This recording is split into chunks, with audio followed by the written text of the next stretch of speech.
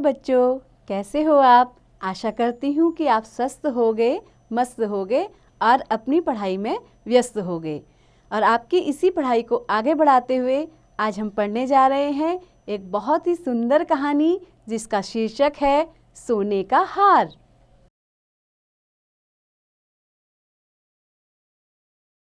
इस कहानी का मूल उद्देश्य ईमानदारी का महत्व बताना है। ईमानदारी का संबंध किसी मनुष्य की अमीरी या गरीबी से नहीं होता। यह गुण मनुष्य के अंतर्मन की खुशबू की भांति होता है।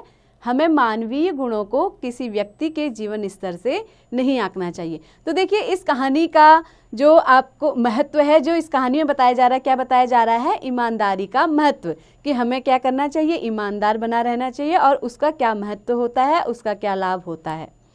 चलिए कहानी शुरू करते हैं। बात बहुत पुरानी है। मगध राज्य के एक गांव में एक माली अपने परिवार के साथ रहता था। वह दिन भर बगीचे में कड़ी मेहनत करके फूल उगाता और उन्हें बेचकर जो कुछ मिलता उसी में निर्वाह करता। तो देखिए, यहाँ पर एक शब्द आया है, निर्वाह। इस शब्द का अर्थ है गुजारा करना। यानी कि एक माली था, वो क्या करता था? मगध राज्य में रहता था और वो क्या है, अपने बगीचे में खूब कड़ी मेहनत करके क्या उगाता था? फूल उगाता था और फूलों को बेच करके जो भी उसे मिलता था उसी से उसके जीवन का गुजारा चलता था। वह गरीब था पर मेहनती और ईमानदार था। देखिए, वो गरीब तो था लेकिन साथ ही में क्या था? एक ईमानदार व्यक्ति था और बहुत ही मेहनत करने वाला व्यक्ति था। एक दिन माली फूल बेचने गया था। घर में उसकी बेटी और पत्नी थी। बेटी किसी बात पर जिद कर रही थी। तब माँ ने डांटा तो वह रोने लगी। उसी समय द्वार पर एक साधु महाराज भिक्षा मांगने आए। तो देखिए, यहाँ पर आपको एक शब्द दिखाई दे रहा है, भिक्षा।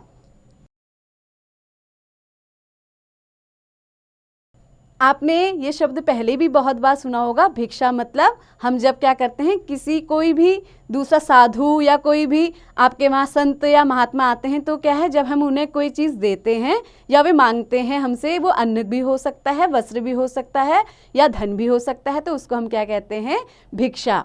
तो उसी समय क्या है, जब वो पत्नी, उसकी पत्नी और उसकी बेटी घर में अकेले थे और बेटी क्या कर रही थी? अपने माँ से किसी बात पर जिद कर रही थी, तो उसकी माँ उसे डांट रही थी। और उसी समय क्या है, एक साधु महाराज वहाँ पर आए और उनसे भिक्षा मांगने लगे।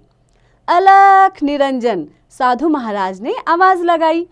उस समय माँ बेटी को डांट रही थी और वह रो रही थी, अतः भिक्षा लेकर बाहर आने में देर हो गई।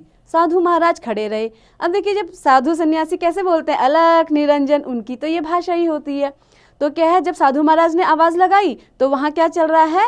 माँ और बेटी में आपस में बहस चल रही है, जिसके कारण क्या हुआ? भिक्षा लेकर आने में माँ को देर हो गई और इतनी देर तक साधु महाराज बाहर खड़े ही रह गए। क्या हुआ बेटी को, क्यों रो रही है? साधु महाराज ने माली की पत्नी से पूछा। क्या बताऊँ महाराज, कल यह अपनी एक सहेली के घर गई थी। उसने सोने का हार पहन रखा था, तभी इसे पीछे पड़ी है कि वैसा ही हार चाहिए। अब हम ठहरे गरीब, कहाँ से लाएं हार? 2 समय की रोटी ही मुश्किल से जुटा पाते हैं।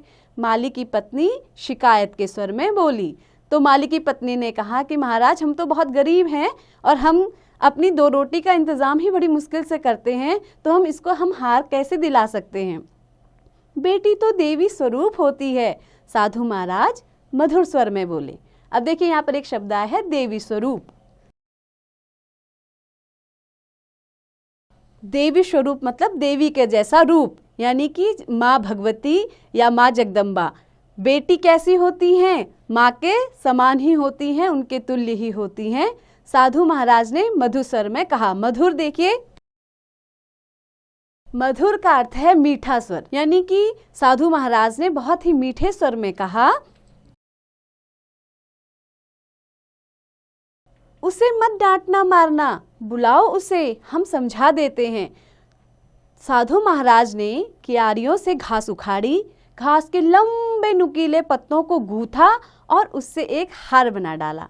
उन्होंने लड़की के गले में वह हार डाला और मंत्र पढ़ा। तो महाराज ने क्या किया, पास की जो क्यारियां थी वहां से क्या किया, एक घास उखाड़ी और उसके क्या है, जो नुकीले पत्ते थे उनको आपस में जोड़ जोड़ के क्या कर दिया, एक पत्तों का हार बना दिया और उस लड़की के गले में डाल दिया। देखते ही देखते हार सोने का हार बन गया। तो क्या है, जैसे ही साधु महाराज ने लड़की के गले में हार डाला तो और उसके बाद एक मंत्र पढ़ा, तो वह हार क्या है, मंत्र पढ़ने के बाद सोने का बन गया। यानी कि पत्तों का हार कैसा बन गया है, मंत्र पढ़ने के बाद सोने का। लड़की खुशी से नाचने लगी और भागकर अपनी सहेलियों को दिखाने के लिए चली गई। तो देखिए कितनी खुशी होगी कि जिस चीज़ को वो मांग रही थी उसे वो चीज़ मिल गई। तो क्या लड़की ने क्या किया, वो नाचने लगी और भाग करके उस हार को अपनी सहेलियों को दिखाने के लिए चली गई। हार इतना सुंदर था कि उसकी चर्चा गांव भर में होने लगी। कुछ लोगों को तो ईर्ष्या हुई और किसी ने जाकर राजा तक बात पहुंचा दी। अब देखिए यहाँ पर एक शब्द आया है ईर्ष्या, जिसका अर्थ होता है जलन। यानी कि क्या हुआ, कुछ लोगों को क्या हो गया, इस बात से जलन होने लगी और किसी ने राजा को ये बात बता दी। माली की बेटी ने जो हार पहना है वह अति सुंदर है। तो देखिए अति सुंदर एक शब्द है जिसका अर्थ आप सभी को पता होगा। इसका मतलब क्या है, बहुत सुंदर होना। तो उन्होंने क्या किया, लोगों ने राजा तक यह बात पहुंचा दी कि एक माली की बेटी है जिसने सोने का हार पहना है और वो क्या है, बहुत ही सुंदर हार है। हो सकता है किसी अमीर के घर से चुराया हो, क्योंकि ऐसा कीमती हार केवल कोई धनवान या राजा महाराजा ही खरीद सकता है। राजा ने अधिक छानबीन किए बिना ही मन में गांठ बांध ली कि माली हार चुरा कर लाया है। अब देखिए यहाँ पर एक मुहावरा है, मन में गांठ बांधना।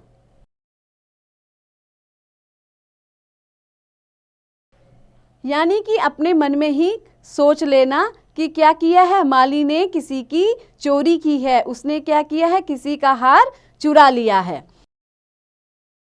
उसने माली को बुलवाया और उस पर चोरी का इल्जाम लगा दिया। पहले तो माली घबरा गया, पर शीघ्र ही संभलकर दृढ़ स्वर में बोला, महाराज, हम गरीब अवश्य हैं पर बेईमान नहीं हैं। यह हार हमने चुराया नहीं है, यह हम पर एक साधु महाराज की कृपा का फल है। तो देखिए यहाँ पे एक शब्द आया है दृढ़। दृढ़ का अर्थ होता है मजबूत। यानी कि क्या है, माली पहले तो घबरा गया कि भाई मेरे पर चोरी का इल्जाम लग रहा है, लेकिन फिर क्या किया उसने, एक मजबूत स्वर में मजबूती के साथ महाराज के सामने क्या कहा, महाराज, हम गरीब जरूर हैं पर हम लोग क्या हैं, बेईमान नहीं हैं, हम चोर नहीं हैं, हमने कोई हार नहीं चुराया। माली के स्वर की दृढ़ता से राजा और भी चिढ़ गया। राजा के समक्ष यह व्यक्ति सिर उठाकर अपनी पैरवी कर रहा है। तो जब राजा ने देखा कि माली क्या है, उसकी बात तो सुन ही नहीं रहा है और डरने की जगह क्या है, अपनी दृढ़ता से, बिल्कुल अपनी मजबूती से अपनी बात को रख रहा है, तो इससे राजा को क्या हो गई, और चिढ़ हो गई। राजा के समक्ष, देखिए यहाँ पे एक शब्द आया है समक्ष। समक्ष का अर्थ होता है सामने। तो राजा के सामने यह व्यक्ति क्या कर रहा था, बिल्कुल बिना डरे हुए अपनी खुद की बात रख रहा था। यह सोचकर राजा और भी ज्यादा उससे क्या हो गया, चिढ़ गया। यह सुनकर राजा एकदम क्रोधित हो गया। उसने आदेश दिया कि माली को कारावास में डाल दिया जाए। तो कारावास शब्द देखिए आप सब जानते हैं, कारावास का अर्थ क्या है, जेल। तो राजा ने क्या किया, माली को कहाँ डलवा दिया, जेल में। कुछ ही दिनों में यह बात साधु महाराज के कानों तक पहुंची। उन्हें बहुत बुरा लगा। अन्याय के प्रति उन्होंने हमेशा आवाज उठाई थी। वह सीधे राज दरबार जा पहुंचे और मधुर किंतु दृढ़ स्वर में राजा से बोले, महाराज, वह माली जिसे आपने कारावास में डाला है वह निरपराध है। देखिए यहाँ पर एक शब्द फिर से आया है, निरपराध, जिसका अर्थ होता है कि अपराधी ना होना। यानी कि क्या है, जो अपराधी नहीं है उसे राजा ने क्या किया, जेल में डाल दिया। और जब यह बात उस साधु सन्यासी महाराज ने सुनी तो वो राजा के पास गए और उन्होंने भी दृढ़ता के साथ महाराज से कहा कि आपने जिसे जेल में डाला है वो तो उस चीज का दोषी है ही नहीं। साधु महाराज, यह आप कैसे साबित कर सकते हैं कि माली निर्दोष है। तो राजा ने कहा कि ये आप कैसे साबित करेंगे कि माली निर्दोष है। अब निर्दोष देखिए एक शब्द और है, यानी कि जिसका दोष ही नहीं है। उसके पास ऐसा बहुमूल्य हार है जो एक धनवान व्यक्ति ही अपनी बेटी के लिए बनवा सकता है या खरीद सकता है। कोई गरीब नहीं, आपको पता भी है कि उसके पास सोने का हार है। एक ये गरीब सा व्यक्ति जो फूल बेचता है, क्या वो सोने का हार अपनी बेटी के लिए बनवा सकता है? तो ये कैसे संभव है? महाराज, यह हार मैंने उसे दिया है, उसने चुराया नहीं। वह गरीब अवश्य है परंतु बेईमान नहीं। तो आप कहाँ से लाए ऐसा हार? राजा ने साधु बाबा से पूछा। साधु महाराज हंसकर बोले, अभी बताता हूँ। फिर उन्होंने अपनी आंखें बंद की और एक मंत्र पढ़ा। देखते ही देखते राजा का महल सोने का बन गया। चारों ओर हजारों सूरज की चमक जैसे प्रकाश बिखर गया। राजा भौचक्का होकर देखता रहा। अब देखिए यहाँ पर एक शब्द आया है भौचक्का। भौचक्का होना यानी कि आश्चर्यचकित रह जाना। राजा ने देखा कि भाई अरे मेरा महल ही साधु महाराज ने सोने का बना दिया, तो वो क्या रह गया, एकदम से आश्चर्यचकित रह गया। महाराज, इस समय आपका यह महल सोने का है, आपने तो नहीं बनवाया, ना आप बनवा सकते हैं, तो फिर आपने यह कहाँ से चुराया है? साधु बाबा ने पूछा। राजा निरुत्तर था। अब देखिए एक शब्द है निरुत्तर। यहाँ पे जो शब्द आया है निरुत्तर, इसका अर्थ है कि जिसके पास उत्तर ही ना हो। तो राजा के पास इसका कोई भी उत्तर नहीं था और इसलिए उसने अपना सिर झुका लिया। उसने साधु महाराज से क्षमा मांगी और माली को कारावास से रिहा करने का आदेश दिया। महाराज, इंसान की परख करना एक अच्छे राजा का पहला गुण है। हर गरीब व्यक्ति चोर नहीं होता और हर राजा या अमीर व्यक्ति ईमानदार नहीं होता, साधु महाराज बोले। साधु महाराज ने कहा कि हर गरीब व्यक्ति को चोर मत समझिए और कोई भी राजा है तो ये मत समझिए, ये मत आंकिए या कोई अमीर है तो वो ईमानदार ही होगा।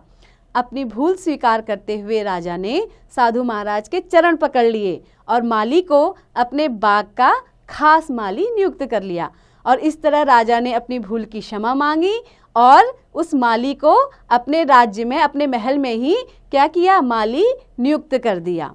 तो आशा करती हूँ कि आपको ये कहानी बहुत ही पसंद आई होगी, बहुत ही रोचक लगी होगी। तो देखिए आपने इसे सीख भी ली होगी कि देखिए ईमानदारी बहुत अच्छा गुण है, इसे हम सभी को अपनाना चाहिए। हमें हमेशा ईमानदार रहना चाहिए, अपनी मेहनत से ही हर एक चीज़ को कमाने की कोशिश करनी चाहिए, बनाने की कोशिश करनी चाहिए।